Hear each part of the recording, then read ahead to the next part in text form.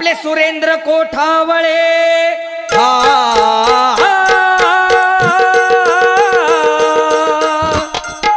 हे आपले सुरेंद्र कोठावळे उभे राहिले नगरसेवक पदासाठी, नगरसेवक पदासाठी, नगरसेवक पदासाठी, उभे जनकल्याणासाठी, उभे जनकल्याणासाठी, उभे जनकल्याणासाठी, उभे नगराच्या विकासासाठी जी जी, उभे नगराच्या विकासासाठी जी जी जी, नगराच्या विकासासाठी जी जी जी जी जी जी। नमस्कार, जय भीम, जय महाराष्ट्र। मी सुरेंद्र संभाजी कोठावळे प्रभाग क्रमांक 118मधून अपक्ष निवडणूक लढवित आहेत। माझी निशाणी किटली। मी राजकारणी नाही किंवा राजकारण मला करता येत नाही, पण या माझ्या आयुष्यामध्ये राजकारणी लोकांनी जे चढ उतार माझ्या आयुष्यामध्ये दिलेले आहेत, त्यामुळे मला अपक्ष म्हणून या निवडणुकीच्या रिंगणामध्ये मला उतरावं लागलं आहे। माझ्या जवळच्या माणसांनी, माझ्या प्रिय माता बंधू भगिनींनी, माझ्या मित्रांनी मला विनंती केली, त्या अनुषंगानेच मी या निवडणुकीच्या रणसंग्रामामध्ये मी उतरलो आहे। त्यांचा आशीर्वाद, त्यांची कृपादृष्टी सदैव माझ्या पाठीशी असावी हीच माझी विनंती। आज या विक्रोळी प्रभागामध्ये शिवसेनेचं राज्य होतं। गेली 15 वर्षे त्यांनी या ठिकाणी राजकारण केलेलं आहे। त्यांना आपण भरघोस मताने त्यांना निवडून दिलं, इकडचा महापौर आपण त्यांना बनवला, पण त्याच महापौरांनी आपल्या विक्रोळी विभागामध्ये डम्पिंग ग्राउंड हे सगळ्यात मोठी मुंबईची घाण आणून या ठिकाणी टाकलेली आहे। ते स्वतः इकडचे स्थानिक आहेत, त्यांनाही कळलं पाहिजे होतं की देवनारमध्ये जो डम्पिंग ग्राउंड आहे त्या डम्पिंग ग्राउंडची दुर्गंध आपल्या विक्रोळीपर्यंत येत होती। मग आज आपल्या विभागामध्ये जर हा डम्पिंग ग्राउंड सुरू केला तर त्याचा त्रास आपल्या इकडे सर्वसामान्य लोकांना किती होणार आहे याची जाणीव त्यांना पाहिजे होती। आज हा त्रास विक्रोळी, भांडूप, कांदूर, एवन, एरवलीपर्यंत हा त्याचा त्रास सर्वसामान्य लोकांना होत आहे। याची काळजी कोणी घेतली पाहिजे होती? आज याच डम्पिंग ग्राउंडच्या मुद्द्यावरती महाराष्ट्र नवनिर्माण सेनेने जे राजकारण खेळले, त्याच राजकारणाच्या जीवावरती त्यांनी 10 वर्षे या ठिकाणी सत्ता भोगली। 2 नगरसेवक घेतले, 1 आमदार घेतला, पण ह्या 10 वर्षामध्ये त्यांनी आतापर्यंत केलंय काय? एकदाही त्यांनी डम्पिंग ग्राउंड करता जे आंदोलन घेतलेलं आहे ते किमान 2 ताससुद्धा यशस्वीरित्या त्या लोकांनी पार पाडलेलं नाही आहे। नावापुरतं डम्पिंग ग्राउंड घ्यायचं, आंदोलन करायचे, पोलीस येतात, त्या लोकांना घेऊन जातात। 10 ते 15 मिनिटावरती आजपर्यंत कधीही त्यांचं आंदोलन पूर्णपणे झालेलं नाही आहे। या डम्पिंग ग्राउंडच्या मुद्द्यावरती त्यांनी आतापर्यंत हे राजकारण खेळलेलं आहे, पण त्यांनी आतापर्यंत स्पष्टपणे जनतेला हे सांगितलेलं नाही आहे की डम्पिंग ग्राउंड कदापि बंद होणार नाही, ही काळ्या दगडावरची रेख आहे। आतापर्यंत त्यांनी फक्त जनतेला फसवायचे आणि फसवायचेच काम केलेले आहे। विक्रोळी विभागातील सर्वसामान्य जनता आता याचा पूर्णपणे गांभीर्याने विचार करते। त्यांना माहीत आहे की याच्यानंतर आपल्याला कोणाला मतदान करायचं आहे, कोणाला निवडून द्यायचं आहे।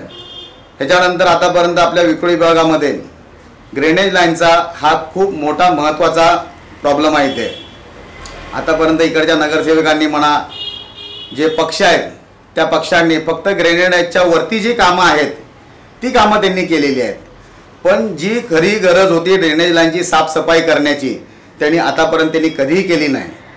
विक्रोळी कन्नमनगर हा विभाग आशिया खंडातील सर्वात मोठा माडाची वसाहत म्हणून त्याची वर्णी केली जाते, पण याच माडाच्या वसाहतीमध्ये तळमजल्याला राहणाऱ्या लोकांना पावसाळ्यामध्ये इतका त्रास होतो, अक्षरशः बाथरूममधून, संडासामधून घाणवरती येते, मस्जिदीमध्ये घाणवरती येते। त्यांनी ह्या गोष्टीचा कधीच त्यांनी विचार केलेला नाही आहे। फक्त करायचं म्हणून, दाखवायचं म्हणून वरच्यावर फक्त त्यांनी कामं केलेली आहेत। ड्रेनेज लाईनचा सगळ्यात मोठा प्रॉब्लेम होता तो त्यांनी आतापर्यंत कधीही त्यांनी पार पाडलेला नाही आहे। दुसरा मुद्दा, आपल्या इथे मुलुंडपासून ते सायनपर्यंत एकही सरकारी रुग्णालय फक्त महात्मा फुले हॉस्पिटल सोडून आजही असं ऐकण्यात आलेलं आहे की हे महात्मा फुले रुग्णालय या इथून स्थलांतरित करण्याचा। कालच मला ऐकण्यात आलेलं आहे की टागोनगरमधील डॉक्टर बाबासाहेब आंबेडकर हेही हॉस्पिटल तेही स्थलांतरित केले जात आहे म्हणून। आता या विभागातून जर हे हॉस्पिटल स्थलांतरित केलं तर इकडच्या सर्वसामान्य नागरिकांनी कुठे जायचं? आज हॉस्पिटलची जर आपण अवस्था पाहिली, हॉस्पिटल बाहेरून दिसायला मोठं दिसतंय पण आतून काहीच नाही आहे. ICU आहे पण जनरेटर नाही, जनरेटर आहे पण ते चालू नाही, डॉक्टर आहेत तर गोळ्या नाहीत. इकडच्या इमर्जन्सी रुग्णांना ताबडतोब राजेवाडीला किंवा सायन हॉस्पिटलला पाठवलं जातं. का असं? 2 नगरसेवक इकडचे झाले, आमदार इकडचा झालाय, महापौर इकडचा झालेला आहे. मग हे सर्व असताना सुद्धा या हॉस्पिटलची दुर्दशा अशी का? आज विक्रोळी विभाग कन्नमनगरमध्ये कमीत कमी 50 ते 60 वर्षापूर्वीच्या बिल्डिंगी इथे इमारत अजूनही सुस्थितीत आहेत. कुठल्याही प्रकारच्या त्यांना इजा झालेली नाही किंवा त्रास झालेला नाही, चांगल्या अवस्थेमध्ये या बिल्डिंग आहेत सगळ्या. एवढं असताना सुद्धा महात्मा फुले रुग्णालय धोकादायक हॉस्पिटलमधून त्याला घोषित केलेलं आहे. इमारत चांगली असताना सुद्धा आज हॉस्पिटलच्या आतमध्ये तुम्ही जाऊन बघा, चांगली इमारत असताना त्याला खालून टेकू लावलेला आहे, त्यांना स्तंभ दिलेला आहे. काय तर दाखवलं जातंय की हे धोकादायक इमारत आहे, जेणेकरून हे हॉस्पिटल इथून स्थलांतरित करायचं आणि तो हॉस्पिटलचा पूर्ण भूखंड पूर्णपणे त्यांनी संपादित करून घ्यायचा, आपल्या घशामध्ये घालायचा. हा ज्या लोकांचा, ह्या राजकारणी लोकांचा डाव असल्यासारखं मला असं वाटतंय. आज रस्त्याची दुर्दशा बघा तुम्ही. पावसाळ्यामध्ये 10 दिवसाला रस्त्याची कामं केली जातात. का? त्यांना वर्षातून एकदा त्या रस्त्याची कामं करता येत नाहीत का? प्रत्येक वेळ दाखवायसाठी तुम्ही दाखवता का की आम्ही ही रोडची कामं करतो, ही कामं करतो, ती कामे करतोय म्हणून? आतापर्यंत असं झालेलं आहे, ज्यावेळी निवडणुका इकडे लागलेल्या आहेत त्यावेळी आचारसंहितेच्या 10 दिवस अगोदर टोपलीभर नारळ आणायचे आणि नवीन कामाचा शुभारंभ म्हणून फक्त नारळ फोडत जायचे. अरे काय 4.5 वर्ष हे लोक काय झोपली होती का? त्या लोकांना कळलं नाही का? का नाही त्यांनी ती कामं केली? आता ह्या आचारसंहितेच्या 10 दिवसामध्ये त्यांना हे सगळं सुचायला लागलं का? मी तसं करणार नाही. 4.5 वर्ष मी काम करणार आणि लोकांना दाखवून देणार की मी अपक्ष असून सुद्धा काय करू शकतो. आतापर्यंत तुम्ही सर्वांना संधी दिली. अहो अपक्ष म्हणजे काय हो? आतापर्यंत महाराष्ट्रामध्ये असलेले राष्ट्रवादी काँग्रेस म्हणा, शिवसेना म्हणा, RPI म्हणा, महाराष्ट्र नवनिर्माण सेना हा पक्ष म्हणा, अहो कधी ना कधीतरी हा पक्ष अपक्ष म्हणून होताच ना. मग आज माझ्यासारख्या एकाने अपक्ष निवडणूक लढवली म्हणून त्यात काय मोठेपणा झाला? विकासाचा मुद्दा घ्या, लोकांच्या समस्याचा मुद्दा घ्या. आतापर्यंत कुठल्या राजकारणी लोकांनी, कुठल्या पक्षाने विक्रोळीचा विकास केला हे एवढंच फक्त लक्षात ठेवा. मी राजकारणारा माणूस नाही, साधा आणि सरळ जाणारा माणूस आहे. मला फक्त लोकांची आणि लोकांची सेवाच मला फक्त करायची आहे. आज आपण झोपडपट्टीमध्ये जा, प्रगती विद्यालयाच्या पाठीमागे झोपडपट्टी तोडली पूर्णपणे. लोक सगळे रस्त्यावरती आलेली, त्यांना राहायला, त्यांना खायला त्यांना अन्न मिळत नव्हतं. इतर संस्थेची लोक त्यांना अन्न पाणी आणून देत होते. अक्षरशः लोक रस्त्यावरती तिथे होती. त्या ठिकाणी खड्डे पाडले गेले. माझ्याच मित्रांचा मुलगा मोहिते म्हणून जे त्यांचा 1.5 वर्षाचा मुलगा त्या खड्ड्यामध्ये पडून मृत्युमुखी पडलेला आहे.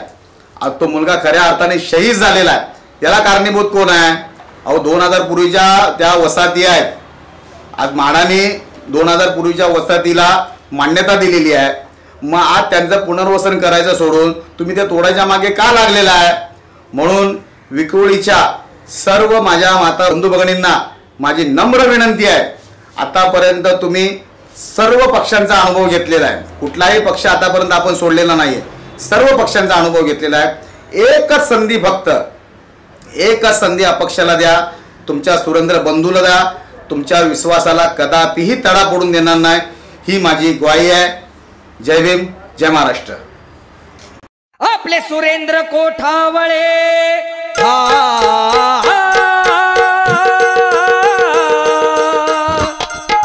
हे आपले सुरेंद्र कोठावळे उभे राहिले नगरसेवक पदासाठी.